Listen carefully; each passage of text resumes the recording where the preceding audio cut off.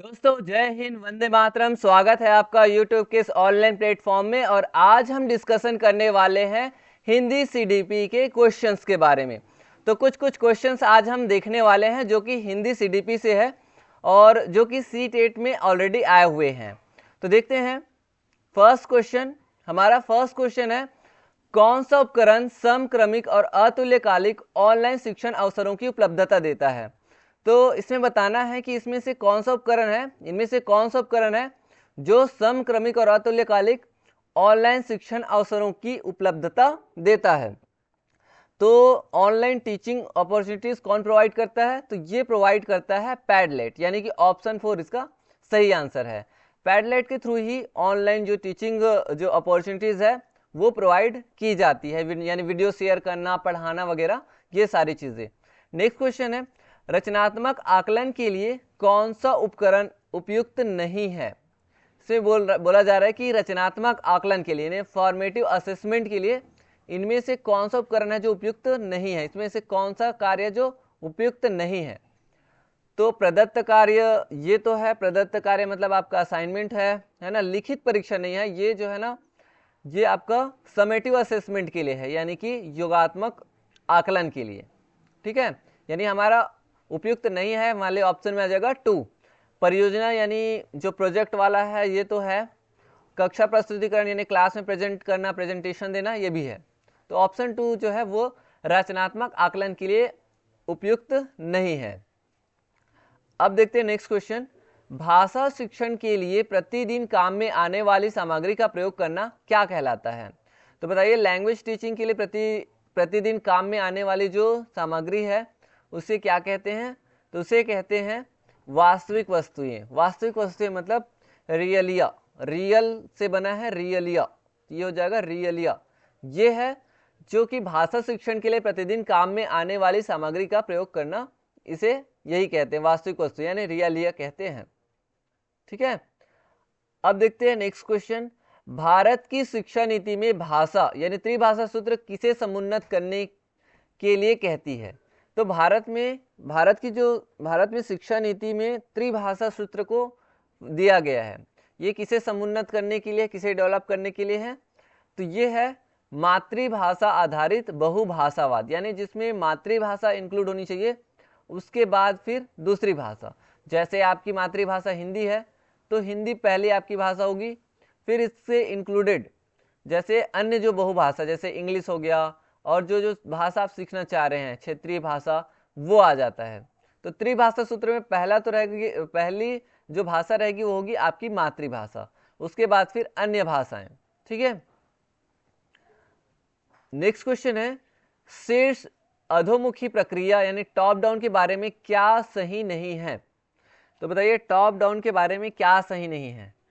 तो top down के बारे में जो सुनने वाले अपने पूर्व ज्ञान का पर निर्भर होते हैं, ये सही है ना। एंड सुनने वाले जो है वो अपने पूर्व ज्ञान पर निर्भर रहते हैं टॉप डाउन में। सुनने वाले जो सुनना चाहते हैं उसके बारे में अनुमान लगाते हैं, ये भी सही है।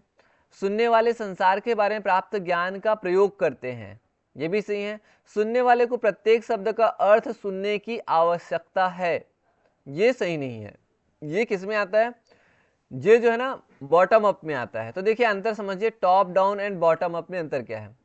टॉप डाउन में क्या होता है, टॉप डाउन में ना लोगों को पहले से ये बातें पता रहती है, यानी कि जो टीचर है वो जब पढ़ाते हैं वो तो सीधा क्या कर देते हैं, सीधा एक्सप्लेन करते हैं, यानी कि सीधा कोई स्टोरी जैसे आपको बताना है या कोई किसी चीज़ की व्याख्यान देना है, तो वो सीधा टॉप डाउन में सीधा टॉप से स्टार्ट करेंगे, यानी लोगों को वो चीज़ें पता रहती है, वो पूर्व ज्ञान का यूज़ करते हैं।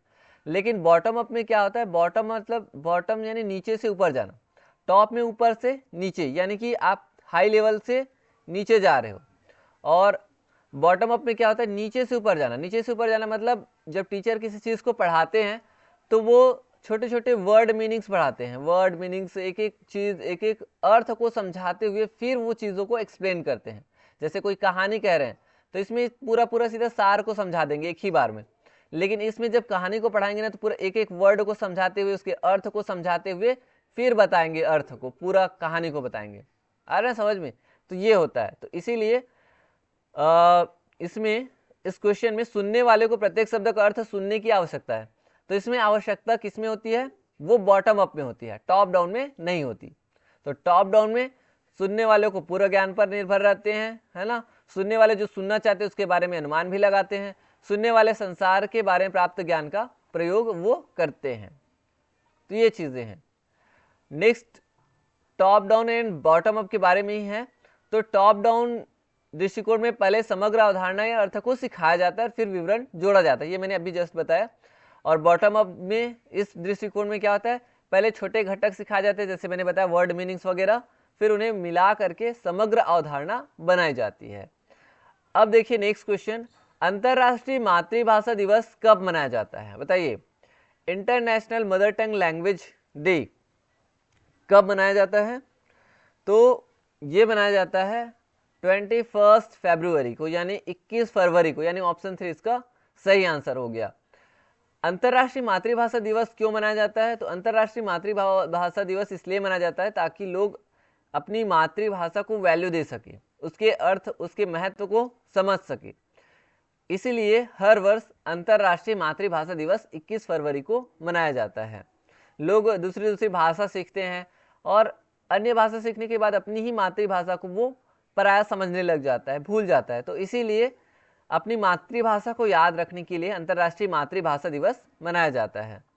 नेक्स्ट क्वेश्चन देखिए, ईमेल की उस प्रकार की पहचान करिए जो आप अपने उस सहयोगी को लिखना चाहेंगे जो आपका मित्र भी है। तो ईमेल जब हम लिखते हैं तो दो तरह से, मुख्य रूप से दो तरह के ईमेल हैं। एक होता है औपचारिक यानी फॉर्मल, और एक है अनौपचारिक यानी इनफॉर्मल। तो हम अगर किसी को पत्र लिख रहे हैं, है ना, एक बिजनेस वाला हो गया, बिजनेस रिलेटेड हो जाता है, और लिखा पढ़ी पत्र व्यवहार, और ये है आपका औपचारिक और अनौपचारिक। तो यदि हम एक सहयोगी को पत्र लिखना चाह रहे हैं जो हमारा मित्र है तो वो हो जाएगा अनौपचारिक, और अगर ऑफिशियल लिखना है तो औपचारिक हो जाता है यानी फॉर्मल, ये इनफॉर्मल है। ठीक है, तो हम अपने रिश्तेदार, दोस्त, यार, इन सारे लोगों को लिखते हैं तो वो इनफॉर्मल कहलाता है। अगर हम ऑफिशियली लिखते हैं, बिजनेस पर्पज से लिखते हैं तो वो बिजनेस संबंधी हो गया। औपचारिक मतलब किसी ऑफिस वगैरह, स्कूल, कॉलेज, कार्यालय में लिखते हैं तो वो हो जाता है औपचारिक। लिखा पढ़ी पत्र व्यवहार ये अलग है। नेक्स्ट है, विद्यार्थियों के अधिगम और समझ में स्पष्टता लाने के लिए समुचित शिक्षण अधिगम प्रक्रिया के दौरान किया जाने वाला क्या है।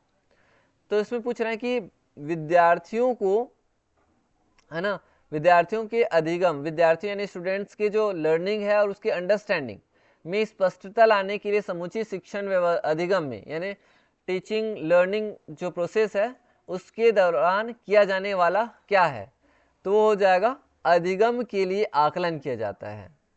असेसमेंट फॉर लर्निंग होता है, अधिगम का आकलन, अधिगम में आकलन, अधिगम के रूप में आकलन नहीं होता। तो ये होता है अधिगम के लिए आकलन, यानी कि असेसमेंट फॉर लर्निंग, यानी ऑप्शन है इसका फर्स्ट, मतलब ये सही हो जाएगा। नेक्स्ट देखिए, द्वितीय भाषा की कक्षा में एक अध्यापक ने स्वास्थ्य ही धन है पर ऑडियो रिकॉर्डिंग सुनाई।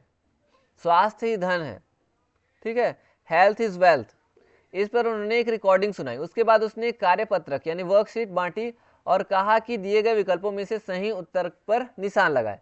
तो इस पाठ का उद्देश्य विद्यार्थियों को इस योग्य बनाना है कि स्वास्थ्य पर पाठ का श्रवण करे। ये श्रवण करने के लिए विद्यार्थियों को कार्य में संलग्न किया जाए, ये भी नहीं है। विचार बिंदुओं को सुनकर विश्लेषण किया जाए, यस, विश्लेषण करना है, एनालिसिस करना है, यानी उन बिंदुओं को, विचार बिंदुओं को सुनना है, थॉट्स को, थॉट पॉइंट्स को, और सुन करके उसका एनालिसिस करना है। तो यही आंसर सही हो जाएगा। स्वास्थ्य और धन पर पाठ को कंठस्थ किया जाए, ये भी नहीं है।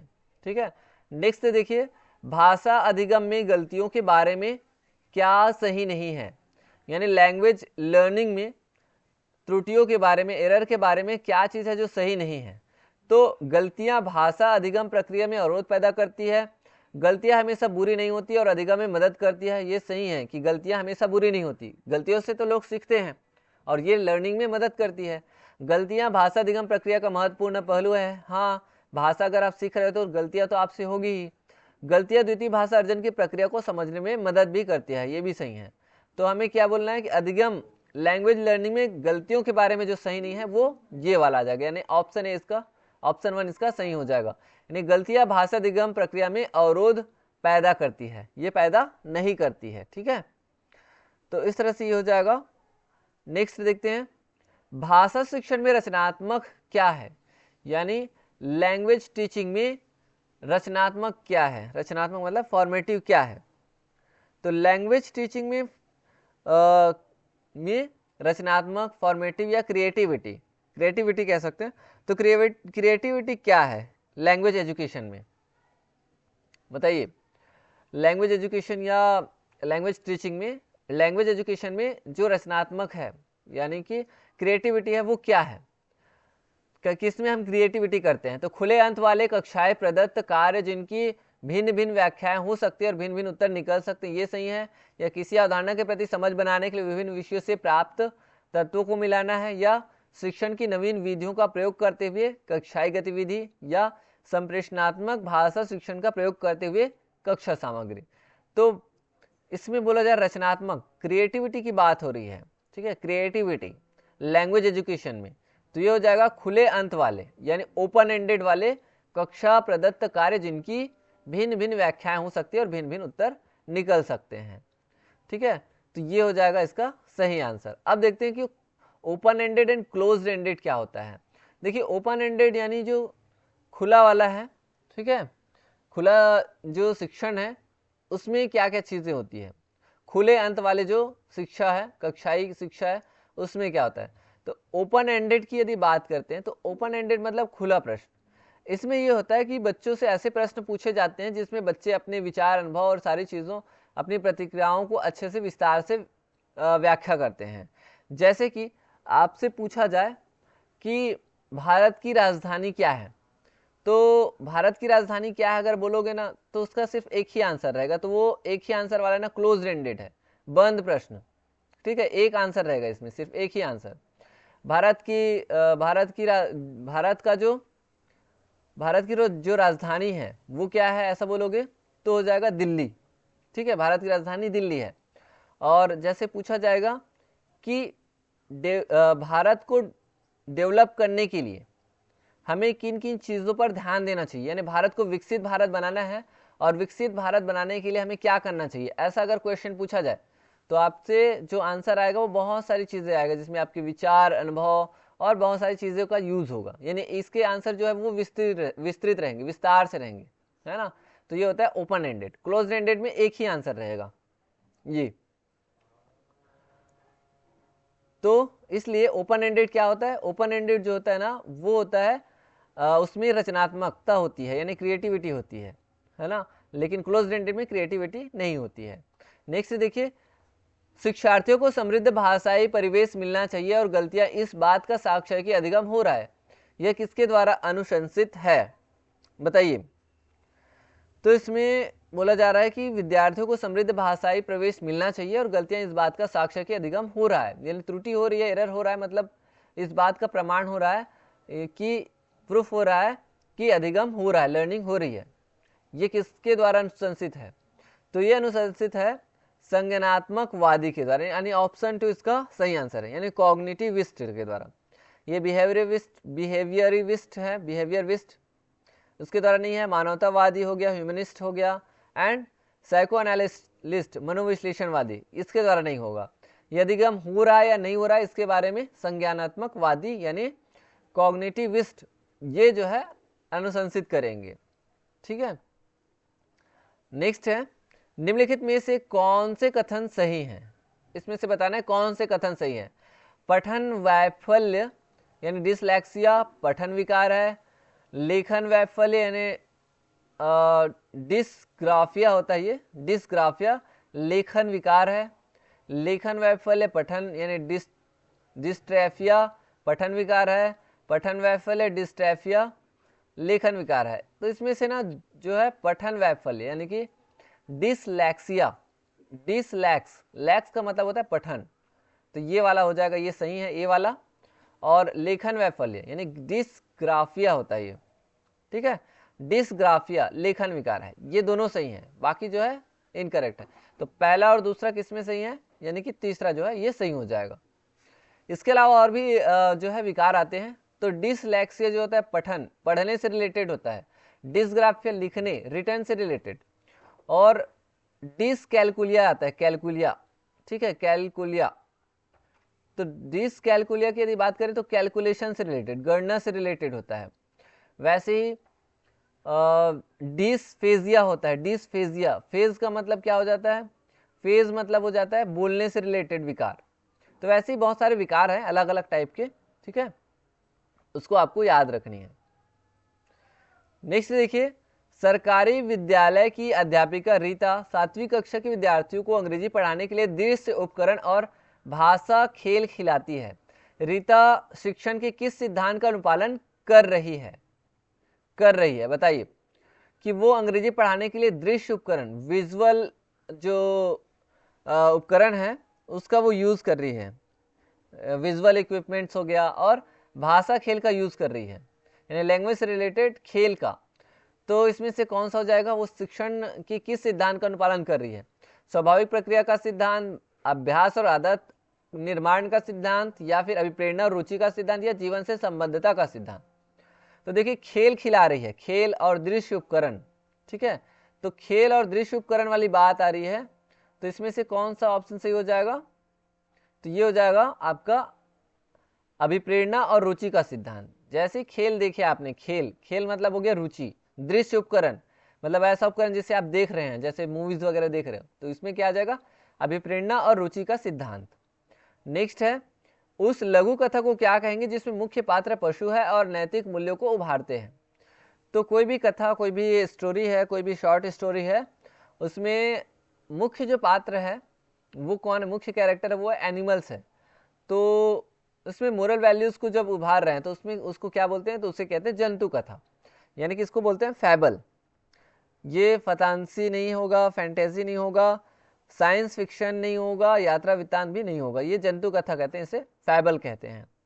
तो इस तरह से दोस्तों आज हमने 15 इंपॉर्टेंट क्वेश्चंस देख लिए हैं जो कि हिंदी सीडीपी से रिलेटेड है। आई होप कि आपको ये सारी चीजें काफी अच्छे से समझ आई होगी। तो मिलेंगे नेक्स्ट वीडियो लेक्चर में, तब तक के लिए आप पढ़ाई जारी रखिए एंड थैंक यू।